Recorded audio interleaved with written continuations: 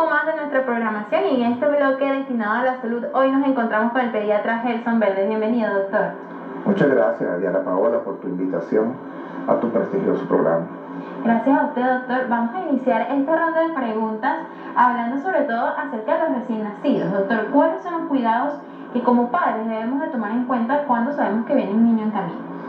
El recién nacido de por sí es un ser que viene a un ambiente nuevo. Nosotros tenemos que conocer que al llegar a ese ambiente van a haber cambios y que esos cambios nosotros tenemos que aprovecharlos para que el bebé tenga un buen desarrollo. En la medida de que el niño nace, nosotros debemos protegerlo de ese ambiente. Por un lado, protegerlo y por otro lado, integrarlo al ambiente para que él pueda desarrollarse mejor. Protegerlo en el sentido de temperatura. Debemos evitar que tenga temperaturas muy extremas, altas o bajas. Evitar el uso de aire acondicionado, evitar el uso de ventilador directo a su cara. Siempre controlar la temperatura del recién nacido, eso es muy importante. Tener cuidados en cuanto a la alimentación, que preferiblemente debe ser lactancia materna exclusiva. Los cuidados del muñón umbilical, cura umbilical 3 o 4 veces al día con alcohol absoluto. Y en general, los cuidados principales son darle amor, abrazarlo y darle cariño y hablarle, porque esas 3 o 4 cositas son fundamentales para que alcance un desarrollo óptimo. Muy importante, doctor, y acaba de mencionar algo también muy relevante y es la lactancia materna. ¿Qué tan importante es la lactancia materna en un bebé? Sabemos que hay casos donde pues, el bebé no puede precisamente tomar la leche que produce su mamá, pero aquellas mamás que de repente tengan esa duda, que quieran quizás quitarle antes de tiempo esa lactancia, ¿cuáles pueden ser las consecuencias? ¿Qué tan relevante sería esto? Sí. Lo recomendable es lactancia materna exclusiva hasta el 6º mes de edad y mantener la lactancia materna hasta los 2 años de edad. Eso es lo que recomienda la Organización Mundial de la Salud. Ahora, ¿cuál es la razón de que esto sea así? Uno, la lactancia materna te da toda la inmunidad que ha tenido la madre, que ha tenido la abuela, que ha tenido la bisabuela, que ha tenido la tatarabuela y todas las generaciones anteriores. Eso es, dicho en otras palabras, vacunar al niño a través de la lactancia materna. Entonces lo protegemos contra muchas enfermedades. Además de eso, protegemos el gasto familiar, porque la lactancia materna es económica, es higiénica y nos permite proteger al bebé. Por eso la recomendación fundamental es mantener lactancia materna en forma exclusiva. Son pocos los casos en los cuales un recién nacido puede ameritar lactancia materna artificial, es decir, leches maternizadas. Esos casos es donde el niño tiene alguna patología asociada o aquellos casos en los cuales la madre, por alguna razón, alguna enfermedad o su ausencia física, no le permite darle lactancia materna. Es el pediatra quien debe indicar el tipo de fórmula que debe recibir el recién nacido. Ahora bien, doctor, en este caso hay muchos mitos también. Sabemos que hay madres que se cohíben de comer ciertos alimentos. ¿Hasta qué punto esto es verdad? Pero hay mitos y hay realidades. La realidad es que no existe un alimento exclusivo que debamos prohibir. Pero también hay realidades en las cuales una mamá es alérgica a determinados alimentos. Si la persona come melón y se llena de gases, lo más seguro es que eso puede afectar a su bebé. Si come granos y pasa lo mismo, entonces también puede afectar a su bebé. Entonces esto es ensayo y error. Vamos viendo lo que la mamá va consumiendo y vamos viendo la respuesta que tiene el recién nacido. Cuando observamos que algún alimento causa alguna alteración, pues simplemente lo omitimos. Por otra parte, doctora, hay un tema que está muy en la palestra y es precisamente el COVID-19. ¿Qué podemos hacer con este virus? Hay muchos mitos también con respecto a este virus, que hay niños que les puede dar esta enfermedad, otros que no. Inclusive hay personas que piensan que a los infantes no pueden contagiarse de COVID-19. ¿Eso es cierto? ¿Es falso? Como padres, ¿qué podemos hacer pues para minimizar esos riesgos a los que el niño está presentándose día a día? Mira, Diana Paola, voy a comenzar diciéndote algo. Si tenemos un tsunami de casos en adultos, es casi imposible que en pediatría no nos mojemos los pies. Es decir, siempre van a haber casos en pediatría. Lo que pasa es que un alto porcentaje de esos niños que puedan sufrir el COVID van a ser asintomáticos o van a tener síntomas leves o moderados.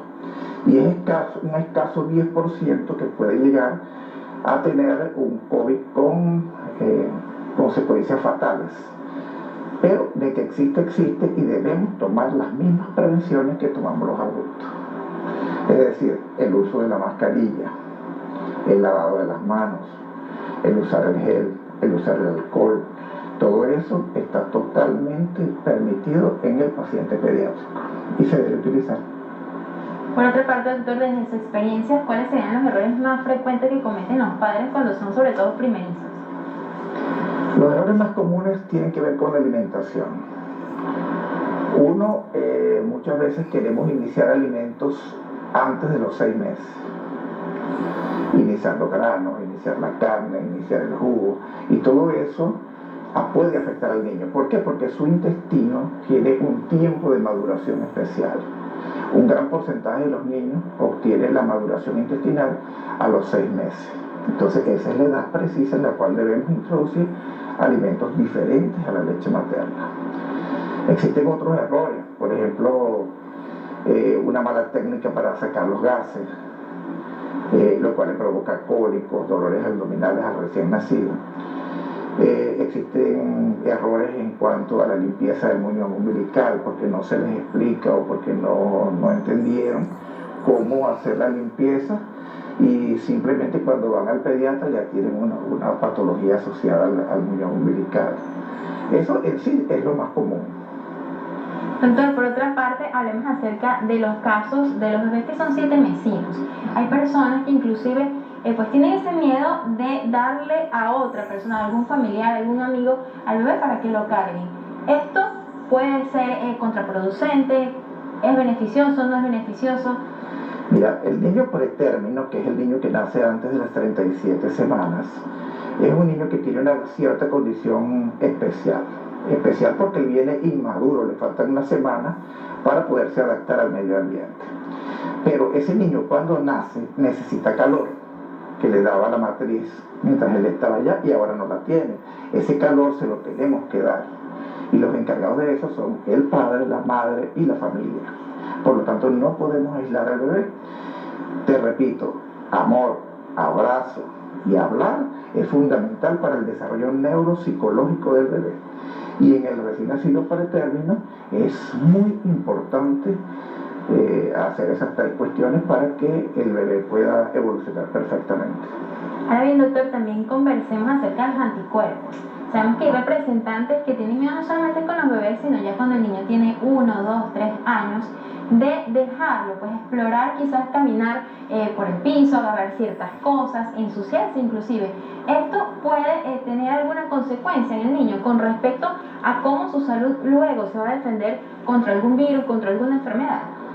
Sí, el niño o los seres humanos en general tenemos un sistema inmunológico que responde en defensa al ataque de bacterias, de hongos o de virus. Si nosotros nos exponemos a cualquiera de esas noxas, podemos tener la enfermedad, pero nuestro organismo va haciendo memoria y se va defendiendo contra esos organismos. Si yo evito tener contacto, entonces tendría que vivir en una burbuja para no sufrir enfermedades posteriormente. Es decir, el contacto progresivo con las mismas enfermedades nos dan protección. Es algo paradójico, pero es la realidad. Entonces nosotros debemos dejar que el niño camine descalzo, que juegue, que lo agarren. Hoy en día con las crisis del COVID, evidentemente el contacto con otras personas tiene que ser limitado. Limitación en cuanto a la frecuencia y limitación en el aspecto de que esas personas tienen que tener un orden de limpieza, porque hablamos ahorita de lavarse las manos, el uso del gel, el baño, el cambiarse la ropa. Ya no podemos llegar de la calle a abrazar a nuestros hijos inmediatamente, pero hace falta que el bebé tenga contacto con su medio ambiente para que desarrolle totalmente sus actitudes mentales y psicológicas. ¿Hasta qué punto, hasta qué meses o inclusive hasta qué edad el niño está desarrollando este tipo de defensas, doctor? Toda la vida estamos desarrollando defensa. Cuando nosotros tenemos contacto con cualquier agente patógeno, nuestro organismo se defiende. Así que tengamos fe que pronto todos nos vamos a defender contra el COVID sin necesidad de ninguna vacuna artificial. Amén, doctor. Muchísimas gracias también por esos consejos que yo estoy segura que los representantes en este momento lo van a tomar muy en cuenta.